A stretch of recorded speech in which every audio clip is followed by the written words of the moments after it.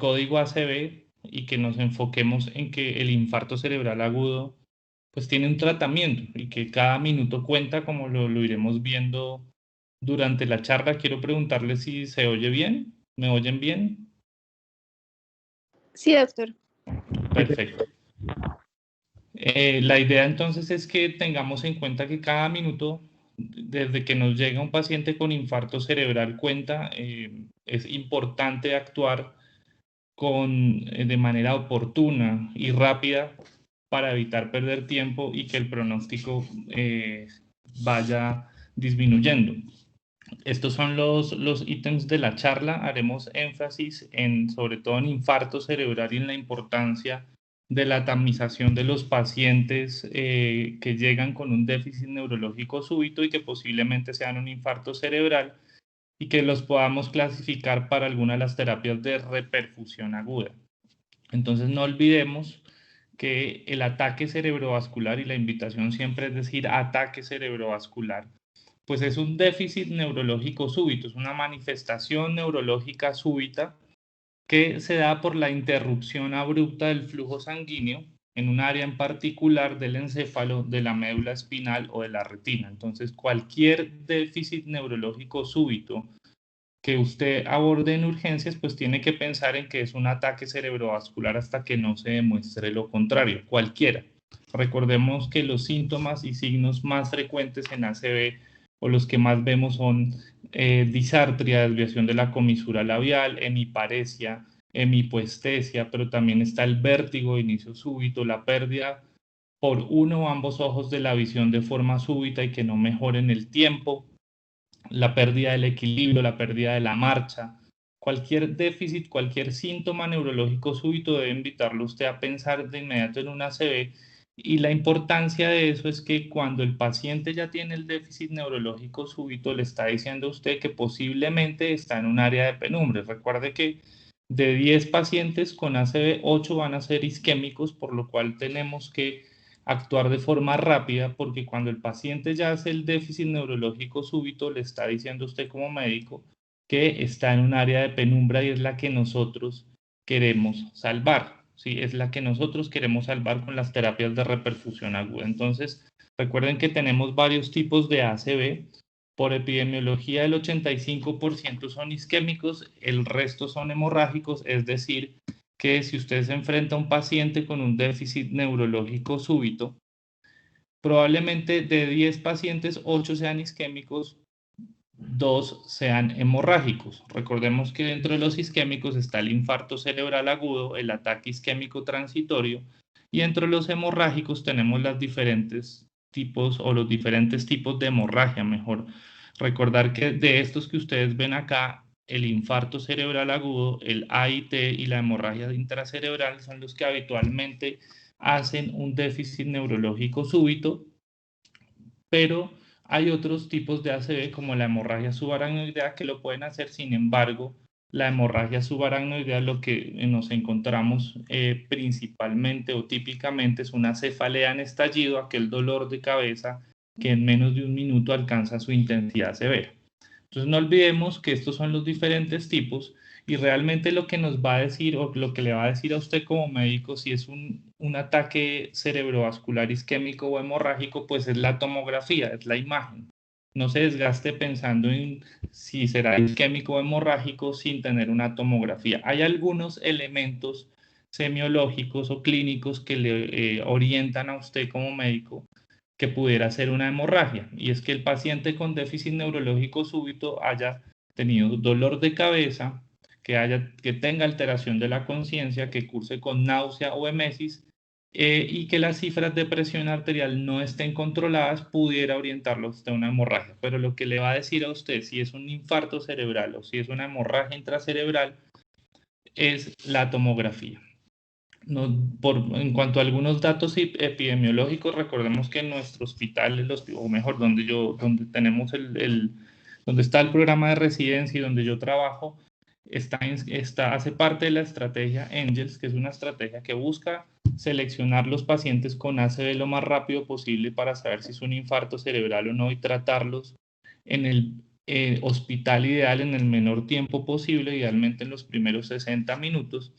Con esta estrategia pues hemos tenido avances. Nosotros hacemos parte de esta estrategia hace aproximadamente 2 años y recordemos que el hospital hace parte o es el principal hospital de la localidad suroccidente, que es la que ustedes ven acá. Esta localidad tiene una cobertura para una población aproximada de 2.600.000 habitantes, que nos hace la tercera ciudad, entiéndase, en población en Colombia, con una población con una condición socioeconómica difícil, de unos ingresos bajos, con el agravante o mejor la situación adicional de la migración venezolana, que pues también ha aumentado, digamos, el número de población con una carga de enfermedad importante, como ustedes lo han podido ver en los que han rotado allá en el hospital. Entonces, teniendo en cuenta esta población y teniendo en cuenta la incidencia del ACV en Colombia, recordemos que la incidencia es de 90 por 100.000 habitantes. Nosotros deberíamos esperar aproximadamente al año 1.500 pacientes con ACV. En el año 2013, cuando yo aún era residente, nos llegaron 300 pacientes y en el año 2019, miren que ya la cifra fue aumentando a 700 pacientes. Esto sobre todo por el volumen de la población, pero también por las campañas que se han hecho en cuanto al reconocimiento de síntomas por parte de la población. Es por eso que, como parte de la estrategia de NGES, la tasa de trombolisis ha mejorado también. En el año 2018 tuvimos 19, en el año 2019 subimos a 40, o sea, doblamos la cifra de trombolisis. Y en lo que llevamos del año 2020 tenemos 38. Si no hubiera ocurrido la pandemia actual, nosotros tendríamos la cifra aproximada para este año de trombolisis sería de 80 pacientes como mínimo y hubiéramos llegado a los 80 pacientes trombolizados. Estamos hablando de trombolisis IV. ¿Por qué los 38? Pues por supuesto la pandemia evitó que la gente siguiera consultando, entonces los pacientes que están llegando al hospital con ACV son los más graves, los pacientes con ACV con escalas de NIHSS altas, que consultan a través de la línea de emergencias, pero aquellos pacientes con ACV no tan severos o moderados, pues no están consultando a tiempo. Y la otra situación ya particular en el hospital saben que a veces puede pasar es que llevamos aproximadamente 2 meses sin tomografía, entonces esto pues nos ha limitado la realización de trombolisis. Sin embargo, ya está el tomógrafo nuevo que es de 128 canales. Entonces esperamos retomar nuevamente este tratamiento porque realmente veníamos muy bien. Recuerden que Colombia pues es un país de bajos a medianos ingresos, con lo cual si algo van a ver como médicos es ACV y demencia. Entonces tenemos que saber tratar el ACV, tenemos que mentalizarnos que cuando yo me enfrente a un paciente con un déficit neurológico súbito, cada minuto cuenta. Cada minuto cuenta y no olvidar que esto pues es una enfermedad mundial, ¿sí? Nosotros pues estamos ubicados acá, más o menos las cifras que yo les dije, 90 por 100.000 habitantes, pero miren pues que dependiendo el área geográfica la incidencia cambia. En general en Europa y en Estados Unidos, en países de altos ingresos, con las campañas de identificación de síntomas, pues tienen un poco más, es mayor la incidencia, los pacientes no se están quedando en la casa como ha venido pasando en otras latitudes, como en la... Recuerden, y estas cifras son alarmantes, ustedes les debe tocar esto, les debe generar alarma en lo que les voy a mencionar. Una de cada 4 personas tendrá una ACV en algún momento de la vida. Y recuerden que de 10, 8 son isquémicos probables, infartos cerebrales. Una de cada 4. Cada 2 segundos en el mundo está ocurriendo un ACV en este momento. Hagan la cuenta en lo que llevamos de la charla, cuántos ACV ya llevaríamos. Pero digamos que pues no todos son malas noticias. Si usted como médico hace una buena prevención primaria, hasta el 90% de todos los casos nuevos de ACV son prevenibles. Y en eso debemos impactar en el control de la tensión arterial, de la presión arterial, del nivel de glicemia de los lípidos, de evitar el sedentarismo, de promover dietas saludables, es decir, prevención primaria. De pronto en alguna población pues va a ser difícil la alimentación saludable, pero pues digamos que intentar siempre aconsejar a los pacientes en prevención primaria, y también hasta un segundo evento puede llegar a ser prevenible en un 80%. Esto quiere decir que si usted logra involucrar en su chip, que no debemos decir accidente, sino ataque, está pensando en que el ataque cerebrovascular tiene una causa. Si usted deja pasar una ACV sin buscar la causa, está contribuyendo a que tengamos una nueva recurrencia, que tengamos un nuevo evento. Entonces, siempre que usted se enfrenta a una ACV, ya sea isquémico o sea hemorrágico, piense y búsquele la causa. Piense que fue por algo. Que al principio no lo logremos identificar, no quiere decir que después en la consulta no se siga buscando la etiología. Y por eso es que la invitación es que no seamos ese uno, o sea, que no seamos ese uno de cada cuatro, con una buena prevención primaria y secundaria. Recuerde que esto es uno de cada cuatro personas, pero es uno de cada cuatro familiares, uno de cada cuatro amigos de trabajo, uno cada cuatro amigos de estudio. Entonces, por favor, a cualquier persona le puede dar una ACV, y lo más alarmante es que desde el año 2019, antes era una de cada seis, pero a partir de 2019 ya sabemos que es una de cada cuatro personas. Esto es la cadena asistencial de la ACV de manera de resumen.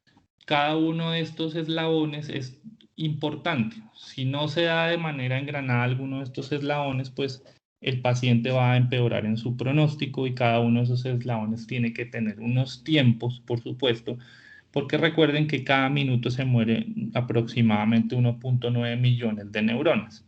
Lo principal es hacer énfasis en la identificación de los síntomas. Si el paciente no identifica los síntomas, pues el paciente no va a llegar a tiempo y no va a recibir un adecuado tratamiento.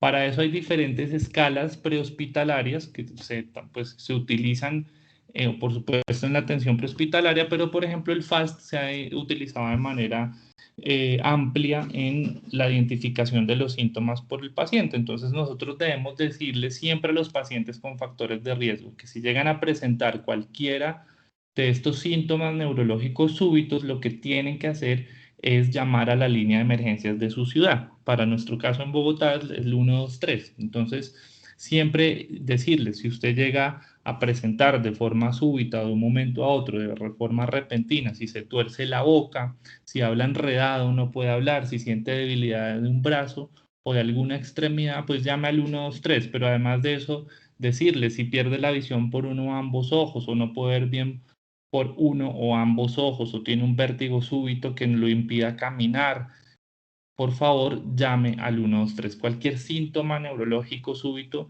tiene que llamar el testigo o el paciente, si puede, al 123. Aquí vamos a tener unos tiempos también, unos tiempos de respuesta del personal prehospitalario, que lo explicaré a continuación. Y lo más importante es que tanto el que atiende el llamado como el médico o el paramédico de atención prehospitalaria se pregunte si se está enfrentando un paciente con ACV. Y lo principal es que también a través de escalas prehospitalarias como Los Ángeles, saber si se está enfrentando un paciente con ACV, y si haces ese ACV, que probablemente es pues por un infarto cerebral, sea por un compromiso de un vaso grande que requiera, además de trombolisis, trombectomía. Para finalmente llegar a una institución adecuada donde tengan un código ACV. Todas las instituciones deberían tener un código ACV que pudiera tamizar el paciente, ya sea para trombolisis, si es dependiendo del nivel de complejidad, o trombolisis y trombectomía. Y finalmente, desde que el paciente toca la puerta de urgencias hasta que, desde que el paciente toque la puerta de urgencias en el código ACV, no deben pasar más de 3 horas para que después de haber recibido alguna de las terapias de reperfusión, sea trombolisis o trombectomía o ambas, esté en una unidad de ACV. Como tal, nosotros en Colombia tenemos centros que tratan pacientes con ACV, pero no hay unidades destinadas a el manejo del ACV. Una unidad, ya lo veremos más adelante, Una unidad de ACV es exclusiva para el tratamiento y seguimiento de los pacientes con ACV, tanto isquémicos como hemorrágicos. Por ejemplo, en Alemania les tomó aproximadamente 2 décadas llegar a una cifra de 325 unidades de ACV certificadas. 325, eso es lo que debemos tender a hacer en nuestro país. Ojalá lo hemos mejorado bastante, pero todavía nos falta pues tener estas unidades. En cuanto a la fase de atención prehospitalaria, lo que yo les decía, si hay síntomas súbitos que sugieran un ACV, entonces lo ideal es que el paciente o el testigo con el que está el familiar o el amigo active la línea de emergencias. En la línea de emergencias no deben demorarse más de 90 segundos para identificar si ese paciente que está llamando o ese caso que está llamando puede corresponder a un ACV. De ser así, tiene que despachar de inmediato la ambulancia. La respuesta debe ser en un tiempo de 9 minutos y en la escena la ambulancia no debe demorar más de 15 minutos. En la escena, el personal debe preguntarse, ¿será que estamos ante una ACV? Y yo siempre los invito a pensarlo de la siguiente manera. Si el paciente se manifiesta o el paciente que están evaluando es un déficit neurológico súbito, es una ACV hasta que no se demuestre lo contrario, así la escala diga lo contrario, porque no todas las escalas tienen una buena especificidad o sensibilidad. Digamos que Los Ángeles es una de las que mejor le ha ido, pero por ejemplo, la escala de Los Ángeles tiene que tener los 9 puntos que evalúa positivos para considerar que el paciente tiene una ACV o cursa con una ACV. Pero hay un punto, y les voy a dar el ejemplo, donde dice que tiene que ser mayor de 45 años para que sea ACV. Pero hay pacientes que tienen menos de 45 años, que han sufrido una ACV, y la escala de Los Ángeles entonces diría que no. Entonces mi invitación es que si usted como médico se enfrenta a un déficit neurológico súbito, es suficiente para considerar ese paciente como una ACV hasta que no se demuestre lo contrario. Si es negativo, si ven que no es una clínica de ACV, pues debería ser llevado a un hospital apropiado, no necesariamente que se cuente con trombolisis o trombectomía, pero si es positivo para ACV, la siguiente pregunta sería la siguiente. ¿Será que ese ACV, que probablemente por epidemiología es un infarto cerebral, es por la oclusión de un vaso grande que además de hacerle trombolisis, requiera hacerle trombectomía? Entonces hay otras escalas. Por ejemplo, acá traigo la escala de Reis, donde a partir del número 5 para arriba es una modificación del NIHSS. Si da 5 más, la probabilidad de que sea un infarto de vaso grande es alta. Entonces, si este paciente, además de considerarlo como una ACV, tiene que posiblemente es un vaso grande, debe ser llevado a un centro donde se realice trombolisis y trombectomía. Si no es por un vaso grande, debería ser llevado a un centro donde se realice trombolisis solamente. Esto es como un escenario ideal, color de rosa. Estos tiempos, si uno los cumple a la perfección, miren que ya se gasta uno 24 minutos en un tiempo durante el cual se han muerto 46 millones de neuronas aproximadamente. Entonces, mire que cada minuto cuenta.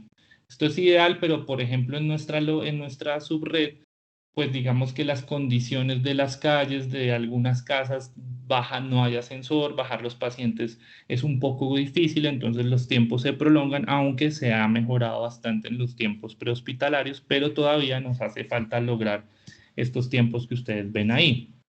Y por eso, además de hacer énfasis en lo que acaba de mencionar, es importante que tengamos en cuenta que elegir el hospital es fundamental, porque si usted lleva a un paciente con clínica de ACV a un nivel 1 o 2 que no tengan tomografía, pues está perdiendo tiempo. Y por eso cada 30 minutos un paciente con ACV que podría haberse salvado muere o queda discapacitado de forma permanente porque recibió tratamiento en el hospital equivocado. Ejemplo, un paciente hizo bien en llamar al 123, estaba en Fontibón, aproximadamente a 5 cuadras del hospital de Fontibón, y pues la ambulancia allá, pero resulta que allá no hay tomografía.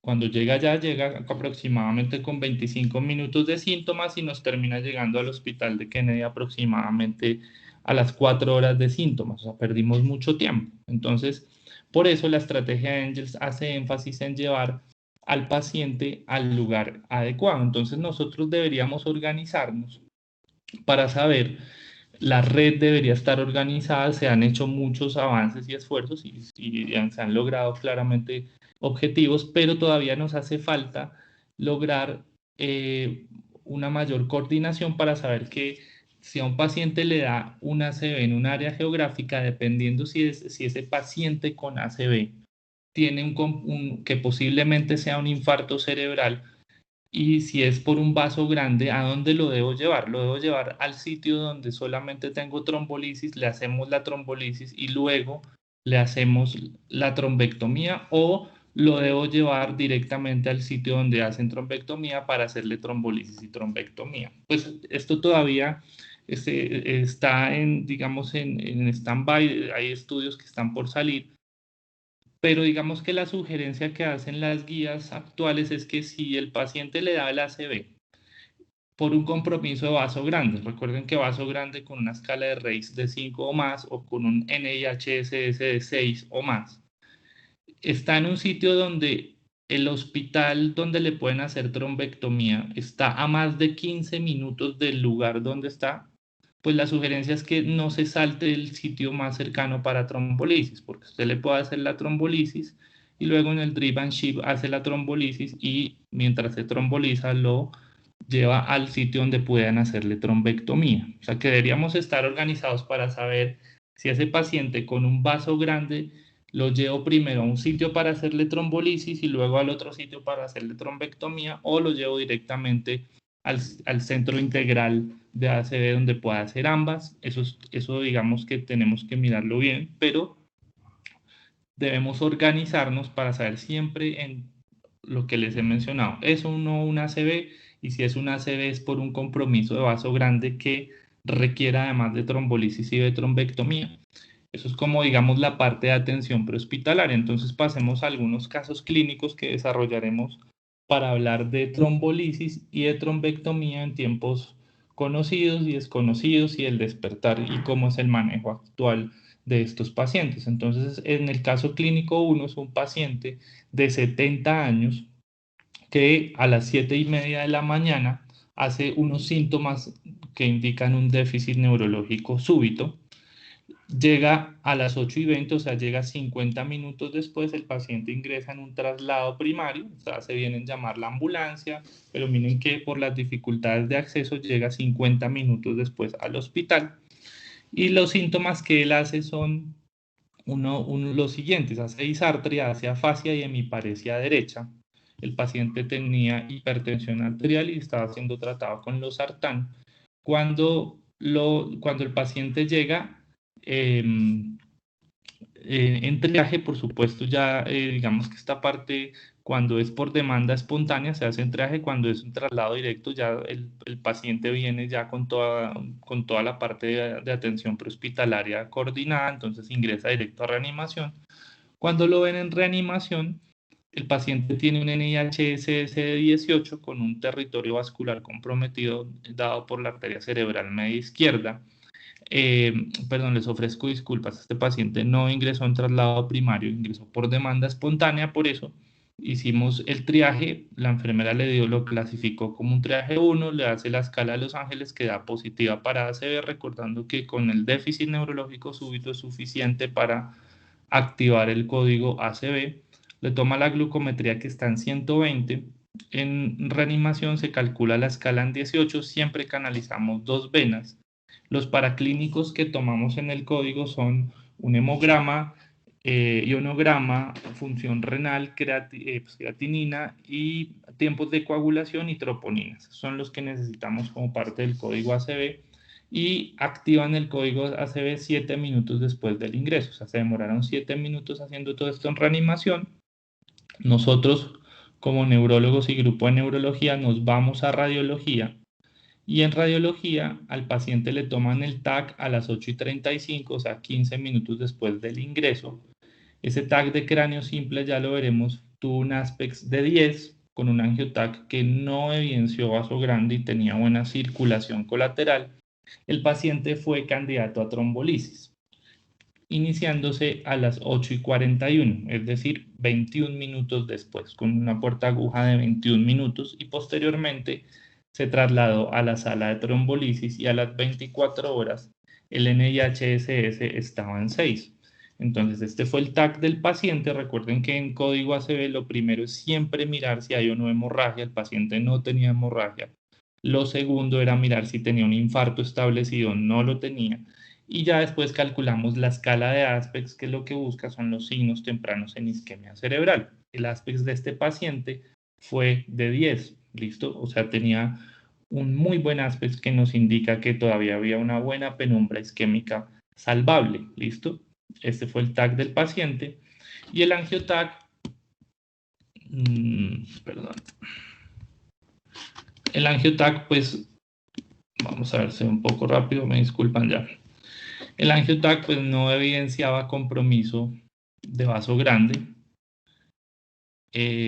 tenía una buena circulación colateral y no mostraba oclusión de vaso grande, por lo cual no fue un paciente candidato a trombectomía, sino solamente a trombolisis. Nosotros no contamos con hemodinamia y es un punto en el que estamos, pues por supuesto, cortos, pero bueno, trabajamos con hasta donde podemos hacer, que hasta el momento es trombolisis. Tenemos pendiente coordinar a ver a dónde se van a remitir estos pacientes para hemodinamia, pero pues no ha sido fácil.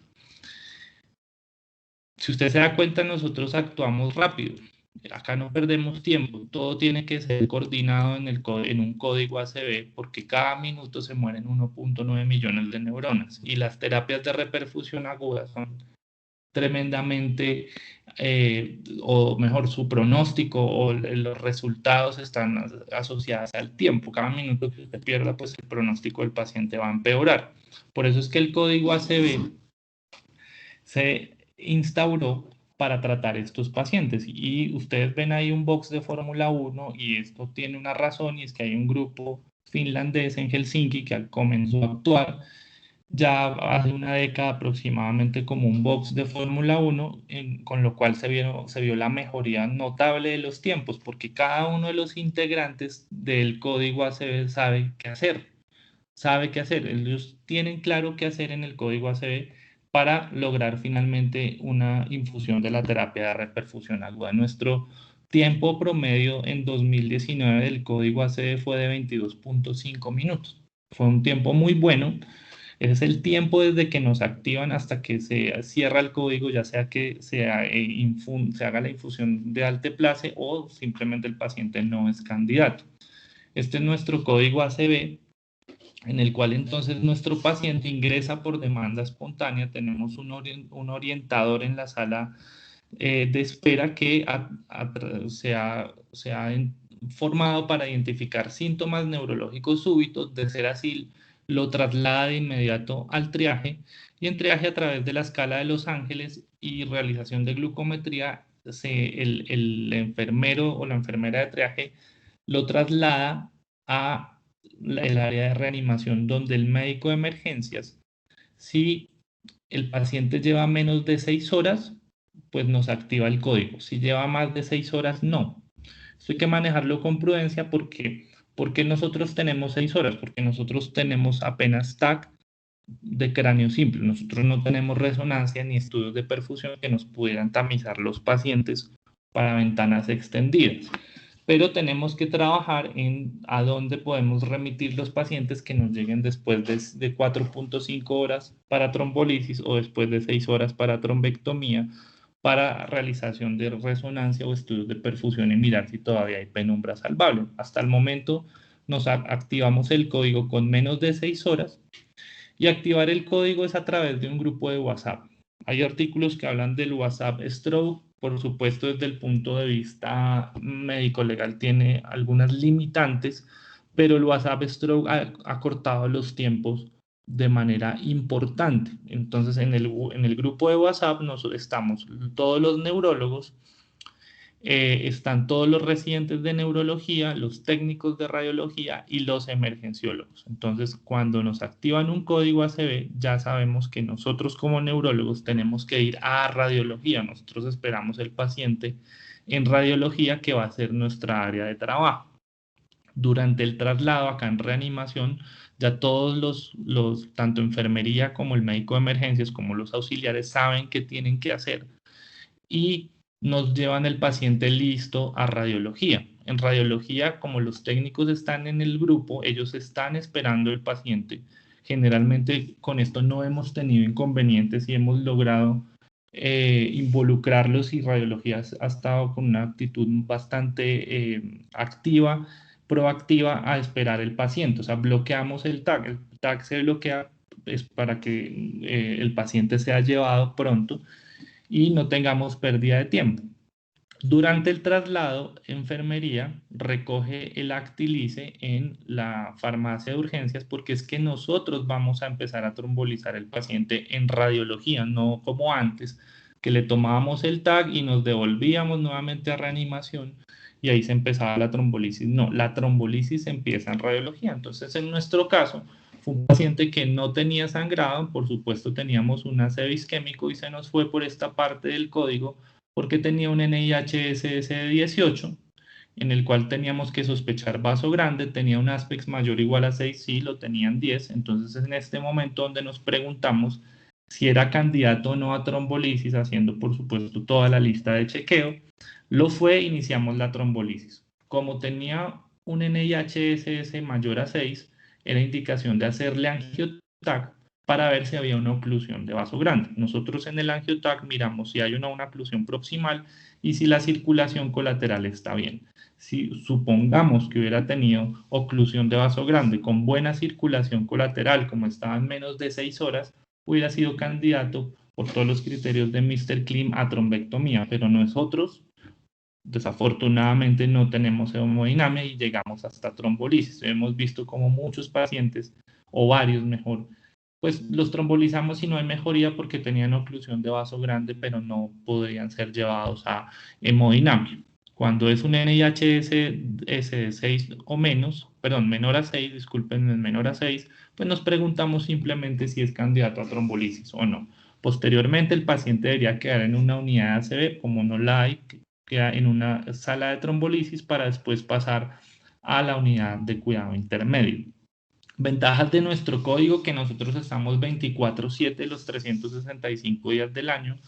Yo, como neurólogo que me dedico a enfermedad cerebrovascular, estoy a cargo de todos los códigos, esté o no esté los 365 días del año. Lo hemos logrado a través del grupo. Yo tengo acceso a las imágenes y cuando no estoy en la clínica, pues también doy mi opinión y pues hemos aumentado las tasas de trombolisis. Estos puntos que ustedes están viendo acá son 4 puntos claves que han acortado los tiempos. Por supuesto, la prenotificación. Todos los pacientes deberían llegar en traslado primario y que nos prenotifiquen al hospital para estarlos esperando. Segundo, trasládelo de inmediato a radiología. Tiene que llevar el paciente rápido a radiología. En reanimación no se puede tardar más de 5 a 7 minutos. Llega, lo canalizan, lo monitorizan con el portátil y trasládelo de inmediato a radiología, por supuesto, con un traslado seguro. Pocos pacientes afortunadamente requieren intubación o medidas de soporte inotrópico, son pocos, la mayoría llegan estables, entonces podemos hacer un traslado rápido. Tome unos paraclínicos que ya saben cuáles son sencillos, y esta medida ha sido muy importante y es iniciar la trombolisis en el tomógrafo. Antes nosotros tomábamos el TAC, nos devolvíamos a la sala de trombolisis o a reanimación y ahí empezábamos la trombolisis. Acá ya el paciente estando acostado en el TAC determinamos es candidato a trombolisis sí o no, y si de ser así como en nuestro paciente se inicia la trombolisis y ya nos lo devolvemos a la sala de reanimación, a la sala de trombolisis, con el paciente ya con la infusión lista, o sea, ya se está infundiendo el medicamento. Entonces, eso ayuda a ganar tiempo, y el código ACV lo que busca es siempre identificar los pacientes con infarto cerebral, y de estos pacientes con infarto cerebral, que será que son candidatos a trombolisis, y además de ser candidatos a trombolisis, serán candidatos a trombectomía. Siempre ustedes se tienen que preguntar. Por eso la neuroimagen multimodal o la sala de radiología es nuestro principal momento, la principal área de trabajo, porque nosotros a través de las imágenes es que tenemos que determinar si el paciente es candidato o no a alguna de las terapias de reperfusión. Yo los invito acá a que abramos la mente en cuanto a las ventanas. Ustedes claramente ya les han hablado de ventanas y saben que para trombolisis son 4.5 horas, para trombectomía son 6 horas, ¿cierto? Pero esto ha cambiado y usted a través de la neuroimagen multimodal, y entiéndanme bien lo que voy a decir, puede determinar si esa penumbra isquémica está viable independientemente de la ventana. Y acá hablamos de ventanas extendidas, es decir, si yo no sé en qué momento le dio la ACV, si fue una ACV del despertar, yo a través de la neuroimagen puedo determinar si hay penumbra viable o no para tomar una decisión. Hemos trombolizado pacientes con 5 horas con un TAC de cráneo simple con un muy buen aspecto y un angioTAC que muestra muy buena circulación colateral. Sí. ¿Les ha ido bien? Sí. O sea, no hay que ser rígidos con las ventanas y aplicamos un término que llamamos el reloj de colateralidad, donde nos dice que la circulación colateral es quien mantiene viable la penumbra independientemente del tiempo. Entonces, como lo vamos a ver a continuación, tenemos que entender el flujo sanguíneo cerebral, recordando que entre 40 y 60 mililitros por 100 gramos de tejido minuto, flujo sanguíneo cerebral, mililitros por 100 gramos de tejido minuto, lo normal es entre 60 y 40. Cuando viene la oclusión de una arteria, viene una área de oligoemia, ¿cierto? Entre 20 y 40, estamos hablando en minutos, segundos, minutos. Pero cuando el flujo sanguíneo en esa área determinada, por ejemplo en el caso de nuestro paciente cerebral media izquierda, llega a un valor entre 40 y 10 mililitros por 100 gramos de tejido minuto, es lo que conocemos como el área de penumbra isquémica. Cuando se da este flujo sanguíneo es cuando el paciente hace el síntoma, cuando el paciente hace el déficit neurológico súbito. Es por eso que cuando usted ve a un paciente con déficit neurológico súbito, le está diciendo, oiga, estoy en penumbra isquémica y tiene que correr.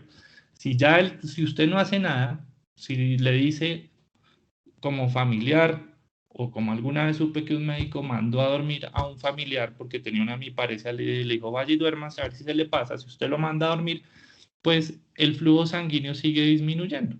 Y cuando llegue de 10 hacia abajo, pues ya no hay nada que hacer y es cuando estamos hablando de ya un tejido irreversible. Acá hay un área isquémica con disfunción de bombas que están dando unos síntomas, pero todavía salvable. Debajo de 10 ya es lo que conocemos como el core o el core isquémico y no hay nada que hacer.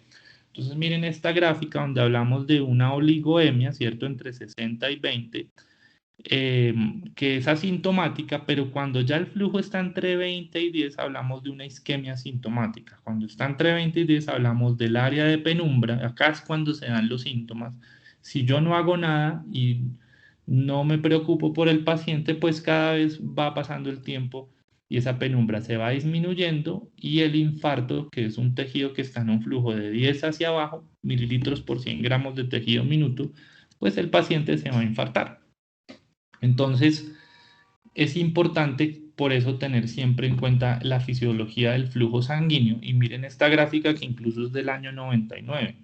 En morado tenemos el núcleo o el core del infarto, en naranja tenemos el área de penumbra isquémica, ¿verdad? ¿Qué es lo que a mí me mantiene viable el área de penumbra?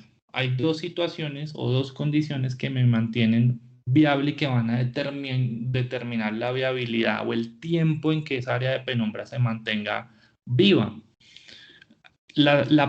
Son dos.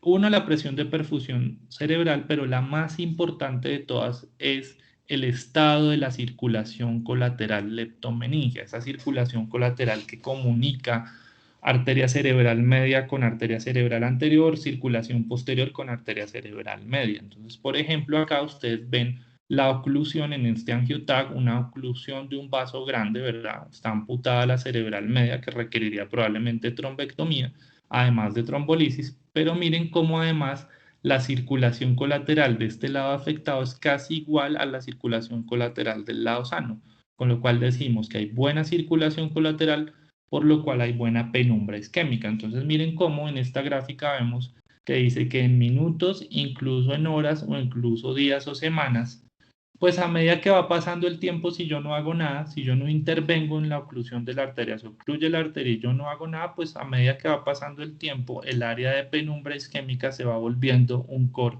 irreversible o un infarto ya donde no tenemos nada que hacer. Ustedes dirán, pero ¿cómo así horas, días o semanas? ¿No era solamente 4.5 horas? Pues resulta que dependiendo del estado de la circulación colateral es lo que me va a determinar cuánto tiempo permanece viable la penumbra isquémica. Por eso la invitación siempre que usted se enfrente a un paciente con ACV o con un posible infarto cerebral, es que siempre busquen en la imagen, hay o no hay hemorragia, pero también mire si hay o no infarto establecido, porque nos hemos llevado sorpresas. Pacientes que llevan apenas una hora de síntomas, solamente una hora de síntomas, ya tienen el infarto. ¿Cómo así? Luego no eran 4 horas y media. Resulta que tienen tan mala circulación colateral que se infartaron en solamente una hora. Así como pacientes que llevan 9 horas, 10 horas de síntomas, y todavía tienen buena penumbra isquémica porque en el TAC usted no le ve un infarto cerebral y tiene buena circulación colateral. ¿Cómo así? Porque si lleva más de 4 horas y media no está infartado, pues porque seguramente tiene una muy buena circulación colateral. Eso quiere decir que si la circulación colateral leptomeningia es muy buena, probablemente el área de penumbra vaya a permanecer viable más allá de la ventana habitual de 4.5 horas. Hubo un caso que comentaron en los últimos meses en una charla de radiología donde le hicieron trombectomía a un paciente con 31 horas de síntomas. 31 horas de síntomas, es decir, que la circulación colateral mantuvo esa área de penumbra viable que el paciente fue candidato para hacerle trombectomía a las 31 horas. Entonces, pilas con las ventanas, téngalas en cuenta, pero lo que realmente le dice a usted si la penumbra está viable o no es la circulación colateral. Entonces, paciente con buena circulación colateral, como lo vemos acá, paciente con mala circulación colateral, donde miren que se ve prácticamente negro, no hay nada que hacer. Son pacientes que si tienen mala circulación colateral se van a asociar con infartos rápidos y extensos sin poder hacer alguna de las terapias de reperfusión aguda, contrario a lo que pasa acá con buena circulación colateral. Habitualmente la circulación colateral, lo ideal es evaluarla con un TAC multifase, pero pues no todos los centros tenemos esa oportunidad. Y lo que hacemos es que si la circulación colateral es del lado afectado es mayor al 50% comparada con la del lado sano, como en unas buenas colaterales, con colaterales intermedias, decimos que tiene una muy buena circulación colateral. Y no olviden la importancia entonces de la circulación colateral manteniendo el área de penumbra. Eso quiere decir que, como en nuestro caso, nosotros con el TAC de cráneo simple, primero miramos, ¿hay o no hay hemorragia? ¿Hay o no hay un infarto establecido? ¿Y qué escala de aspects le dio? Recordando que de 6 para arriba es un buen aspect. Y además de eso, tiene una muy buena circulación colateral, estamos diciendo que tiene buena área de penumbra. Entonces, con la neuroimagen multimodal, usted es capaz de seleccionar los pacientes disminuyendo el riesgo de sangrado. Usted tiene que determinar qué tan extenso es el core y qué tan viable es el área de penumbra isquémica, de acuerdo a lo que acabamos de mencionar.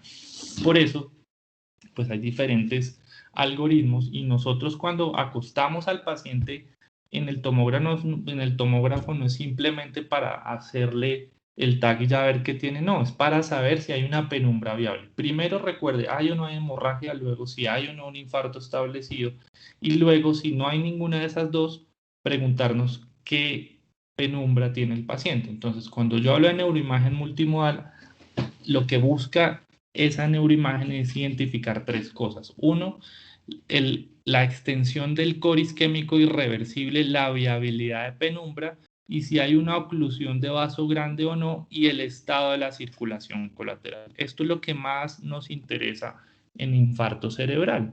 Entonces, por ejemplo, en core, ¿cuál es el examen de elección para saber la extensión del core isquémico o del centro del infarto, el que ya no hay nada que hacer? La resonancia por difusión. La resonancia por difusión con volúmenes mayores a 70 le van a decir que es un core grande en el cual ya no se puede hacer nada. La penumbra isquémica. ¿Cuál sería el examen ideal para evaluar una penumbra isquémica y que nos digan, oiga, este tejido todavía es viable? El TAC de perfusión o los estudios de perfusión. Y lo ideal para saber la oclusión de un vaso grande y el estado de la circulación colateral es el angioTAC, ¿cierto? Aunque pues también contamos con angioresonancia y panangiografía. Esto está perfecto si usted está en un centro donde cuente con todo: resonador, estudios de perfusión, angioTAC, angioresonancia y por supuesto hemodinamia. Pero la mayoría de centros en Colombia, o un gran porcentaje de centros en Colombia, no contamos con todas estas imágenes avanzadas. Aquí hay que saber que para la tamización inicial del paciente con ACE yo no necesito de entrada de todas las imágenes. La estrategia Angels en general lo que uno debe hacer es tamizar los pacientes con TAC y angioTAC, pero en algunos casos necesitaremos de las imágenes avanzadas, pero usted con un TAC y un angioTAC tiene para lograr hacer tamización de los pacientes. ¿Qué pasa entonces? Que si yo tengo un TAC de cráneo simple, como en el caso de nuestro paciente que no tenía hemorragia, no tenía infarto cerebral y el ASPEX me dio 10, yo en este TAC de cráneo simple digo de ese paciente, el core debe ser pequeño y la penumbra debe ser grande, porque no tenía pues por supuesto, no hay un infarto establecido y el ASPEX era de 10. O sea, que yo con un TAC de cráneo simple de manera indirecta ya estoy pensando y se me prende el bombillo en decir, como en el caso del paciente, oiga, no hay hemorragia, no hay infarto, hay un TAC de cráneo que me dice que tiene un ASPEX en 10, con lo cual el core es pequeño y la penumbra debe ser viable. Y si además de eso yo le hago el angioTAC, como en el caso de nuestro paciente que no mostró vaso grande ocluido, pero sí mostró una muy buena circulación colateral manteniendo viable el área de penumbra, pues es un paciente que las imágenes a mí me están diciendo, oiga, tiene penumbra isquémica salvable que le pueda hacer trombolisis. En nuestro caso, fue un paciente que tenía menos de 4.5 horas. Y esta imagen es muy interesante, les recomiendo ampliamente este artículo, en el cual nos invita a cómo voy a seleccionar los pacientes de acuerdo al tiempo. Si ustedes recuerdan, nuestro paciente llevaba menos de 4.5 horas. Le hicimos, para seleccionar el paciente, yo simplemente necesito un TAC de cráneo simple y un angioTAC. No necesito de nada más. Menos de 4.5 horas, TAC de cráneo simple y un angioTAC. Puede haber una alternativa en la resonancia, sí, pero yo no la necesito en ese momento. ¿Cómo lo voy a tratar? Si lleva menos de 4.5 horas, como el caso de nuestro paciente que lleva un muy buen tiempo, lleva menos de una hora, pues seleccionando el paciente con estas imágenes, se fue llevado a trombolisis. No le hicimos trombectomía porque el paciente no tenía los criterios, no tenía vaso grande ocluido. Pues recanalizó con la trombolisis intravenosa. Si el paciente hubiera tenido el vaso grande comprometido, como llevaba menos de 6 horas, simplemente con un TAC y un angioTAC también hubiera sido suficiente para seleccionarlo a trombectomía. Entonces miren cómo cuando yo tengo el tiempo conocido de síntomas, menos de 4.5 horas, la imagen que necesito es un TAC y un angioTAC para saber si le hago trombolisis, como en el caso de nuestro paciente, o además trombectomía mecánica si hubiera tenido el vaso grande ocluido. Menos de 4.5 horas sin problema. La cosa se nos complica, abro comillas, complica cuando se pasa las 4.5 horas, pero no es complicado. Hay solución también. Entonces, hablando un poco de alteplase, de trombolisis IV, esto no es nuevo. Ustedes ya lo conocen, pues es el activador recombinante del plasminógeno tisular humano. Tiene un metabolismo hepático y pues es el principal trombolítico implicado en la trombolisis intravenosa del infarto cerebral. Esto no es nuevo, llevamos desde el año 95, o sea, 25 años. Probablemente sea mayor que algunos de los que están acá en la charla. 25 años con trombolisis. Y miren que es una terapia, así como la trombectomía, que depende del tiempo. Entre más rápido usted lo coloque, el desenlace a 90 días va a ser mejor. Y usted no le tiene que tener miedo a la trombolisis si ha hecho una selección juiciosa con las imágenes. Y acá viene una de las principales dificultades que hemos identificado en por qué en lugares en Colombia donde hay tomógrafo, tienen el trombolítico, los pacientes les llegan en ventana y no se trombolizan los pacientes porque el médico no sabe. ¿Y qué es lo que no sabe? La interpretación de la imagen. Porque los médicos trombolizan infartos agudos del miocardio con la interpretación del electrocardiograma y no trombolizamos el paciente con ACV por tener dudas en la imagen. Esa es una de las principales dificultades. Se están haciendo talleres de imágenes, talleres de aspects para perder el miedo a la interpretación en las imágenes por el médico no neurólogo. Si usted selecciona muy bien el paciente, no le tiene que tener miedo a la trombolisis. Es una terapia tremendamente segura. De 100 pacientes que ustedes ven en esta gráfica, a 32 les va a ir muy bien, tremendamente bien. A los que están en blanco, a los 90 días les va a ir también bien con un programa de rehabilitación, por supuesto. Al inicio puede que no haya mayores cambios, pero digamos que a largo plazo, a los 90 días, les va a ir bien. Y de 100 pacientes que usted tromboliza, a 3 les va a ir mal. ¿Qué es mal? Que no hay una mejoría o que hay transformación hemorrágica y uno de ellos queda severamente discapacitado y muere. Entonces, hasta el momento a nosotros ningún familiar o ningún paciente se ha opuesto a la trombolisis intravenosa. No se han opuesto porque uno les dice, mire, de 100 pacientes que usted les pone el medicamento, solamente a 3 les va mal, y es mal es que puedan hacer transformación hemorrágica, quedar severamente discapacitados o morir. Pues la gente normalmente acepta, partiendo de que cuando usted se le está dando una trombosis cerebral ya es malo, es muy malo, y cualquier cosa que usted pueda hacer, ellos pues en general lo toman como una muy buena ayuda.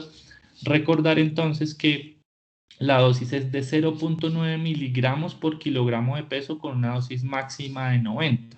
Si el paciente pesa 65 kilogramos, la dosis total es la que ustedes ven acá.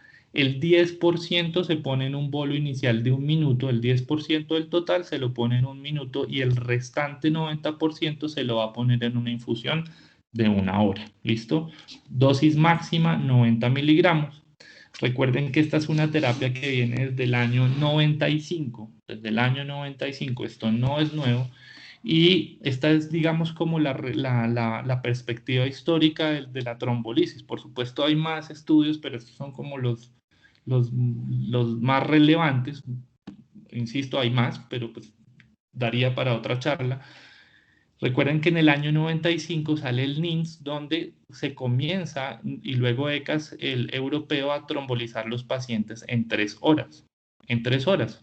Acá empezamos a trombolizar los pacientes con déficit neurológico súbito que no tenían hemorragia, que no tenían infarto establecido, y empezamos con las contraindicaciones que ya vamos a mencionar más adelante y las indicaciones. Acá a partir del año 95 empezamos con la ventana de 3 horas. Entre 0 y 3 horas se trombolizaban los pacientes. En el año 98 se intenta ampliar la ventana a más de 3, hasta 6 horas, no fue concluyente, pero en 2008, en el ECAS 3 en New England, se amplía la ventana de 3 a 4 horas y media. Nos damos cuenta que entre 3 y 4 horas y media también hay un grupo de pacientes que se beneficia con algunas recomendaciones. Recomiendan que si el NIH en ese momento, miren, 2008, que si NIH-SS mayor a 25, antecedente de diabetes o infarto cerebral, uso de warfarina, y edad mayor a 80 años no se debería trombolizar si está entre 3 y 4 horas. O sea, si está entre 3 y 4.5 horas, con lo que acabo de mencionar, idealmente no, pero eso ha cambiado. Lo que usted tiene que saber es que a 2008 fue cuando establecimos la ventana de 4.5 horas que todos conocemos. 4.5 horas, primero 3 horas, luego 4.5 horas, con algunas recomendaciones, pero cada vez más esas contraindicaciones vienen siendo relativas. Y luego miren que a partir de 10 años después vienen otros estudios, por ejemplo el estudio Wake Up, que dice que los pacientes seleccionados con resonancia del despertar se benefician de trombolisis. Y en el año 2019 extendemos la ventana hasta de 4.5 a 9 horas. Pacientes seleccionados con estudios de perfusión se benefician a 90 días de ser trombolizados entre 4.5 y 9 horas. Entonces miren que la invitación es a tener en cuenta que después de las 4.5 horas todavía hay para hacer muchas cosas.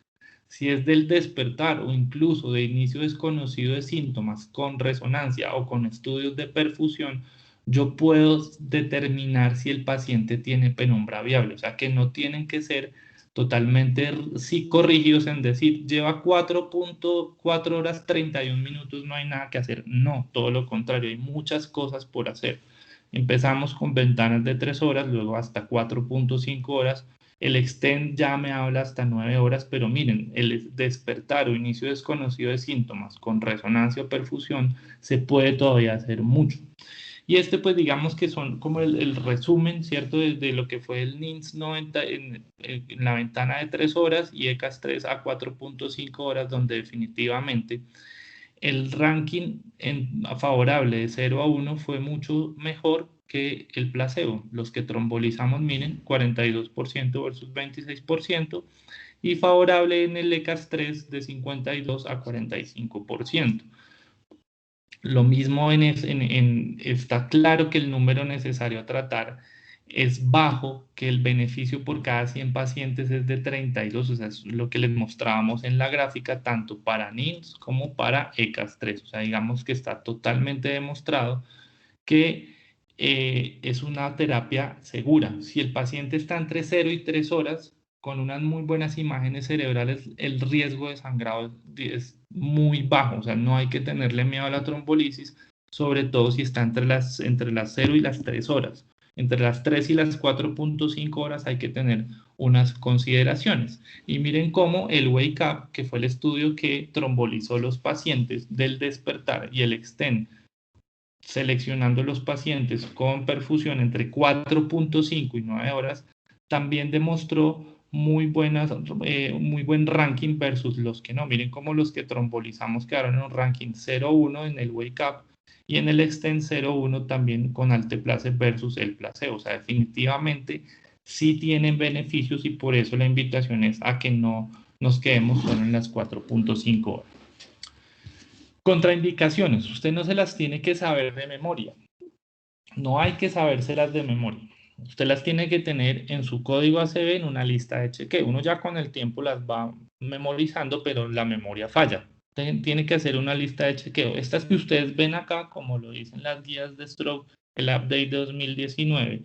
Si usted encuentra alguna de estas, no lo trombolice. No lo trombolice porque puede sangrar. Por supuesto, si usted ve una hemorragia intracerebral, pues no lo va a trombolizar. Clínica sugestiva de hemorragia subaracnoidea, es decir, una cefalea en estallido. Si usted a su urgencia se le presenta un paciente con déficit neurológico súbito y una cefalea en estallido, por favor no lo trombolice porque puede ser una hemorragia subaracnoidea. Podría hacerle una resonancia cerebral con eco gradiente y si no hay sangrado, pues dice listo, no hay sangrado, no es una hemorragia subaracnoidea, podría trombolizarlo, pero pues no todos tenemos resonancia y se pierde tiempo. Si los cambios tempranos con ASPEX son bastante altos, o sea, vemos un ASPEX de 6 hacia abajo, pues lo ideal es que no se trombolice el paciente, mucho menos si ya ve un infarto establecido. Antecedente de ACV en los últimos 3 meses, hemorragia intracraneana o espinal en los últimos 3 meses, trauma craneoencefálico en los últimos 3 meses, neoplasia cerebral intraxial. Miren, una neoplasia cerebral intraxial no se debe trombolizar. Antecedente de un SEA gástrico, antecedente de sangrado gástrico en los últimos 21 días, clínica de disección aórtica, endocarditis infecciosa no se deben trombolizar. Ya les voy a contar un caso. Miren, esta la ponen acá como absoluta, claramente. Si usted tiene una presión arterial en el momento de la trombolisis mayor a 185, 110, no la trombolice. Pero si usted logra disminuir la presión debajo de esta cifra, menos de 185, 110, con la betalol, y la logra mantener debajo de esta cifra, esta contraindicación ya no sería absoluta, sino relativa y la podría trombolizar el paciente. Pero si a pesar del manejo con la betalol no logra bajarlo de esta cifra, pues sí sería absoluta. Trombocitopenia menores de 100.000, INR mayor a 1,7, PTT mayor a 40, PT mayor a 15 y el uso de heparinas en las últimas 24 horas. Si usted tiene alguna de estas contraindicaciones absolutas, la idea es que no se trombolice porque puede ser riesgoso y no va a generar beneficio. Yo les cuento un caso que tuve en la clínica Palermo ya hace unos 3 años de un paciente joven que llegó con un síndrome febril de foco no claro y hace una clínica de un déficit neurológico súbito que involucraba el territorio de la arteria cerebral media izquierda. Llego yo, lo veo a los 20 minutos, activamos el código y pues el tag de cráneo simple no mostraba hemorragia, no había infarto y tenía un Aspects en 9, me acuerdo. Sin ningún otro antecedente, miramos rápido los exámenes, no sabía medicina interna de dónde venía la fiebre. En ese momento, pues, digamos que no nos preguntamos si había un ecocardiograma como parte del estudio, no lo había. Y pues simplemente activamos el código, lo trombolizamos, le hicimos angiotac, tenía oclusión de vaso grande, se llamó hemodinamia y el doctor que es neurocirujano pues, hizo la trombectomía, pero cuando me llama me dice, mire doctor, lo que sacamos y era un material blanco y pues lo que tenía tenía vegetaciones, entonces lo que él extrajo, la trombectomía que hizo como tal no fue un trombo de fibrina, sino fue una vegetación y pues digamos que trombolizamos y le hicimos trombectomía a un paciente con endocarditis infecciosa sin saberlo.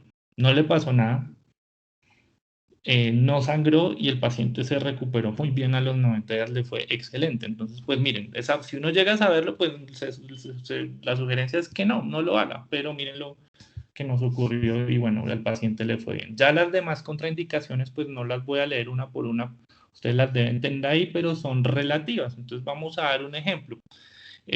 Aneurismas, entonces la presencia, ¿dónde está? No lo veo, la presencia de aneurismas, que es un ítem que genera un poco de angustia. Cuando se encuentra un aneurisma, recomiendan que si es menor a 10 milímetros, pues se puede trombolizar. Si es mayor a 10 milímetros, pues no. Cada una de estas que ustedes ven acá no son absolutas, no son absolutas. Mi recomendación es que dependiendo cada paciente en cuanto al arte de seleccionar el paciente, si usted tiene unas muy buenas imágenes que le están diciendo, es decir, las imágenes le están diciendo que hay área de penumbra, tiene una contraindicación relativa, probablemente sea seguro trombolizarlo. Entonces va a depender de cada caso la trombolisis. Y por supuesto, si hablamos de trombolisis y hablamos también de trombectomía mecánica. Entonces, definitivamente la trombectomía mecánica a los que mejor les va a ir son, por supuesto, a los que tienen oclusión de vaso grande y no hay duda, mejor dicho, no hay lugar a dudas en cuanto al beneficio cuando tenemos menos de 6 horas de síntomas, pero esto ha cambiado. Entonces, con Mr. Clean tenemos los siguientes criterios para trombectomía, que sea mayor de 18 años, que tenga un NIHSS de 6 o más, recuerde que esto indica vaso grande, que tenga menos de 6 horas desde el inicio de los síntomas, que tenga un buen estado funcional previo, que tenga un Aspects de 6 o más y que por supuesto en el angiotac tenga la oclusión proximal, pero además buena circulación colateral. Es el candidato ideal. O sea, si nuestro paciente hubiera tenido oclusión de vaso grande, usted le hace trombectomía.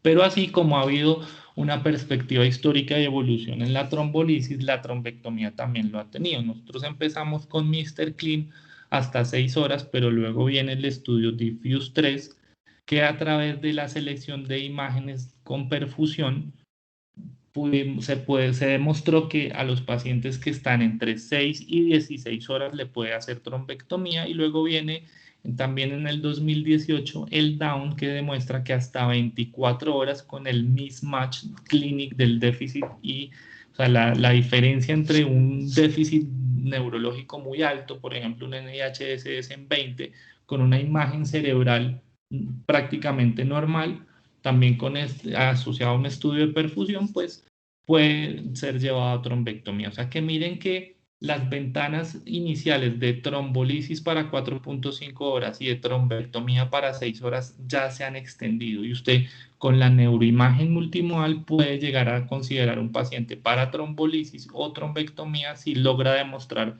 que hay una penumbra viable.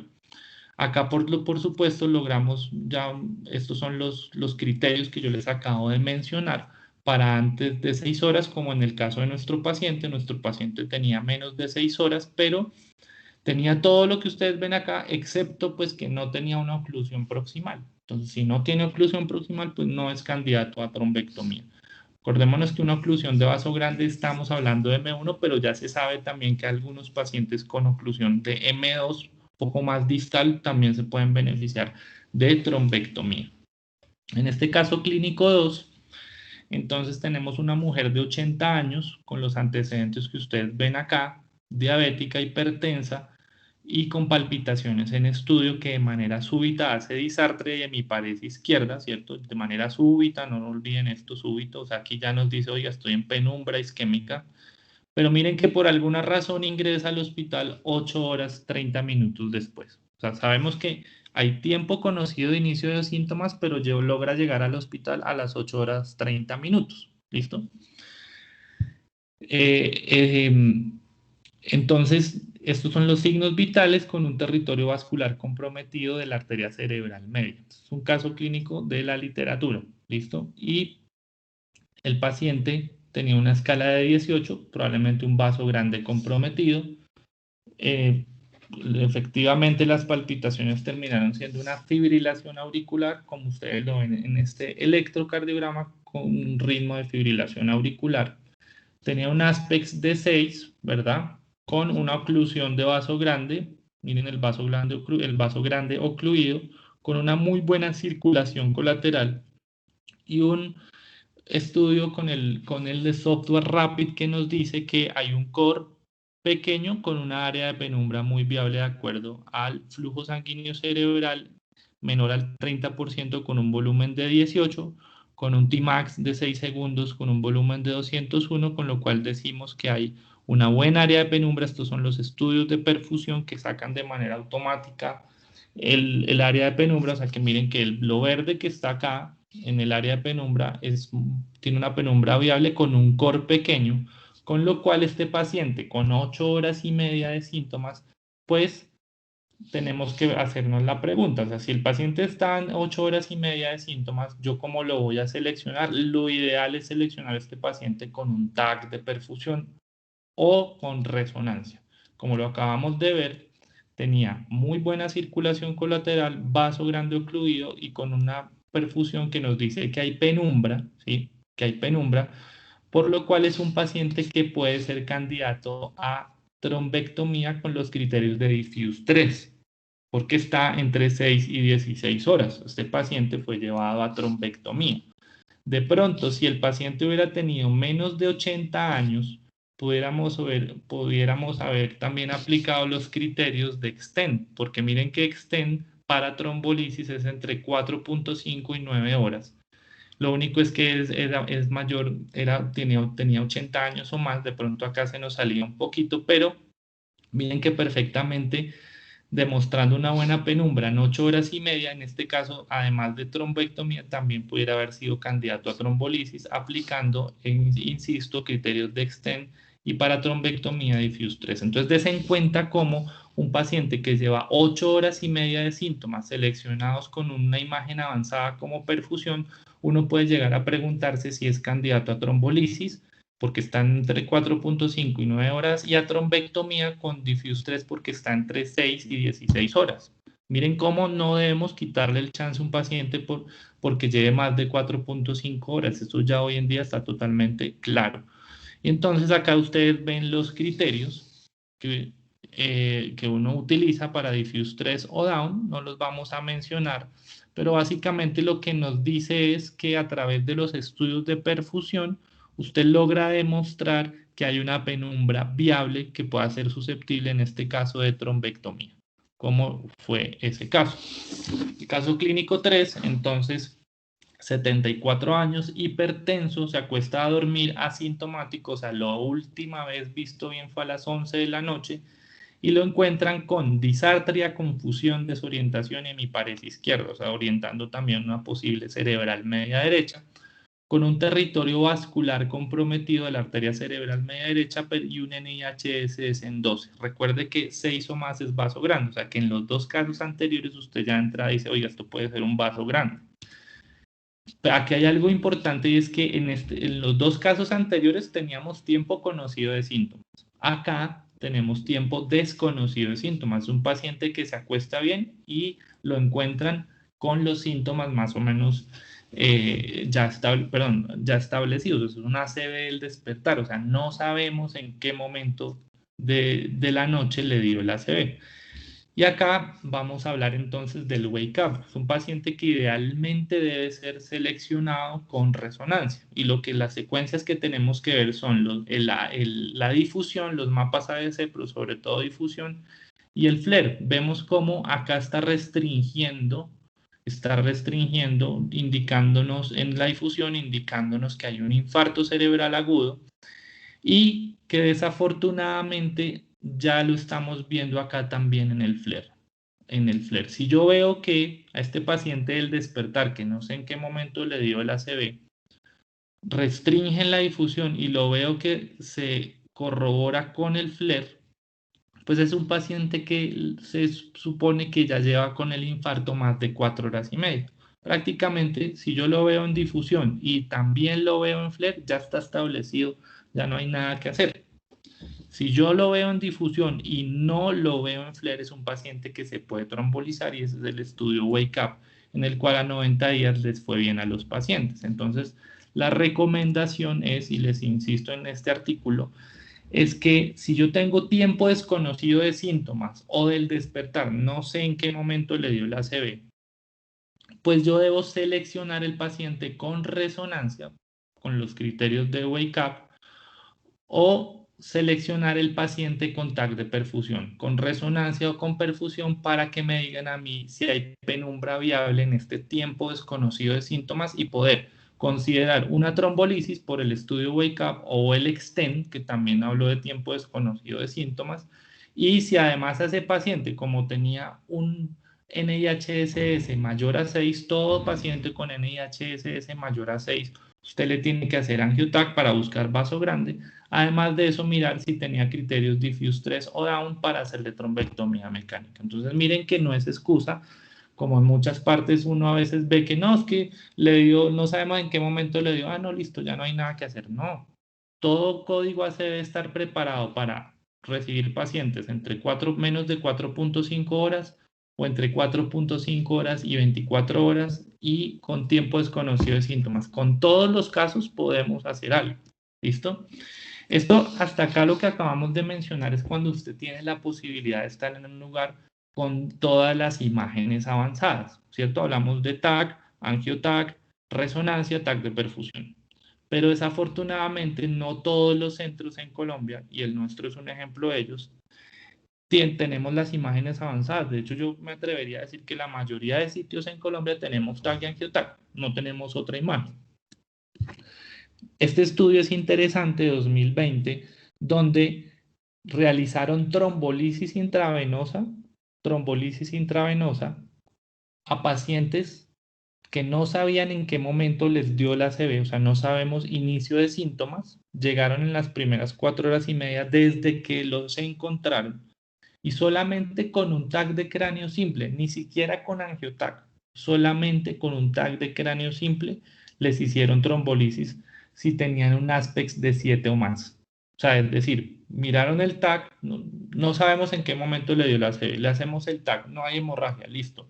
No hay infarto establecido. Uno dice, oiga, todavía puede haber penumbra. Y le calcula el ASPEC y está de 6 para arriba, los trombolizaron. Y miren cómo a 90 días el ranking de los que trombolizaron fue bueno comparado con los que no.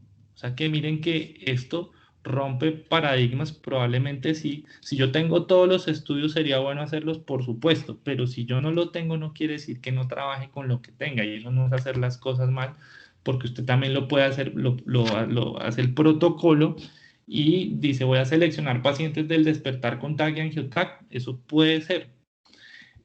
No es una indicación, pero miren este estudio que solamente seleccionaron los pacientes con un TAC. Obviamente al final decían se necesitan más estudios para corroborar esta práctica de solo trombolizar los pacientes con tiempo desconocido de síntomas con un TAC de cráneo simple. Pero yo les voy a poner un ejemplo Y a nosotros nos ha pasado, y acá insisto que uno tiene que ser protrombolítico, pero de manera segura. No quiere decir que lo estemos haciendo de manera insegura. Nuestras tasas de sangrado están dentro de la literatura, son bajas realmente de transformación hemorrágica. Y uno tiene que ser muy protrombólisis pensándolo en que estamos jugando con algo, a ver, no jugando, sino nos estamos enfrentando a un paciente que puede quedar severamente discapacitado, y no por el hecho de no tener todas las neuroimágenes multimodales no quiere decir que no haga nada. Nosotros en el hospital hemos trombolizado pacientes del despertar con TAC y angio-TAC, basados en la circulación colateral. Nosotros que hemos visto, y tenemos 9 casos, pacientes que llegan con ACV al despertar, se acuestan a las 11 de la noche, se despiertan a las 6, 7 de la mañana y los llevan en las primeras 4 horas y media desde que lo encuentran, eso es clave. Les hacemos el TAC, no hay hemorragia, les hacemos el TAC, no hay hemorragia, no hay un infarto establecido, y les calculamos el ASPEX y nos dan ASPEX de 6 o más. Entre más cercano al 10 mejor. Además, nosotros, por toda la carga de enfermedad de nuestra población, también ponemos para poder hacer algo en esos pacientes que no tengan enfermedad de sustancia blanca, que no tengan leucoencefalopatía, típicamente visto en pacientes muy adultos, hipertensos, diabéticos, con falla renal, con dislipidemia, con tabaquismo. Si no tienen enfermedad de sustancia blanca, si el TAC tiene un muy buen aspecto y además les hacemos un angio-TAC, como en el ejemplo que les puse, donde vemos una muy buena circulación colateral, pues es un paciente del despertar que el TAC le está diciendo a usted, oiga, puedo tener penumbra isquémica, y el angio-TAC usted le ve una muy buena circulación colateral, pues es un paciente que con estas 2 neuroimágenes le está diciendo a usted como médico neurólogo que hay penumbra salvable, y los hemos trombolizado, no han sangrado y les ha ido bien. Entonces, esto que yo acabo de mencionar no es lo que dice la literatura, no es lo que dice la evidencia. La evidencia dice, y las guías recomiendan, trombolizar despertar o desconocido de síntomas con resonancia o perfusión, pero fuera de la indicación, nosotros en pro de ayudar al paciente y de manera segura, trombolizamos despertar con TAC de cráneo simple y angio-TAC, y nos ha ido bien. Esto con un TAC de 16 canales, ahora imagínense, nos va a llegar el TAC de 128 canales, esperaríamos poder tener perfusión, vamos a ver, pero nos ha ido bien. Entonces miren que de acuerdo al momento usted puede seleccionar el paciente con las imágenes y determinar penumbra para trombolizarlo. Una unidad de ACV, esta es la unidad ACV del Miguel Servet en Zaragoza, tiene 5 camas, pues es una estructura geográficamente delimitada destinada al cuidado de los pacientes con ACV, con personal, servicios diagnósticos disponibles las 24 horas del día.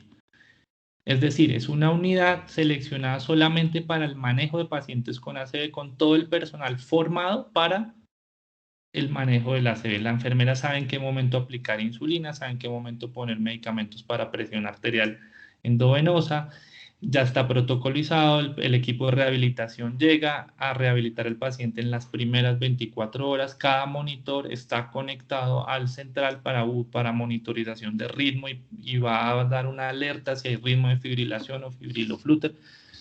Las complicaciones son menores, es decir, usted identifica complicaciones rápidamente, las evita.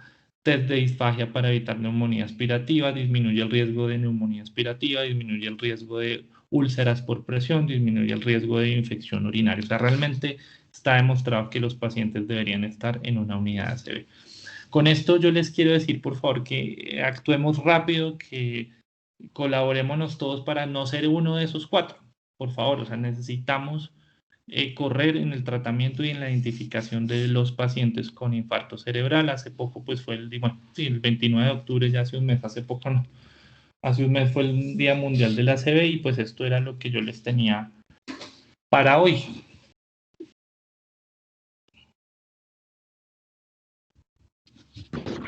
Doctor, muchísimas gracias a usted por estar aquí con nosotros, y pues gracias a todas las personas que pudieron asistir.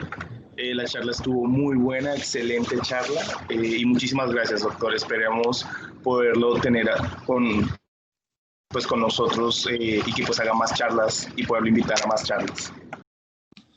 Bueno, muchas gracias. Espero que haya sido útil. Si ya tienen alguna pregunta, sin problema, o si no, pues ustedes me cuentan.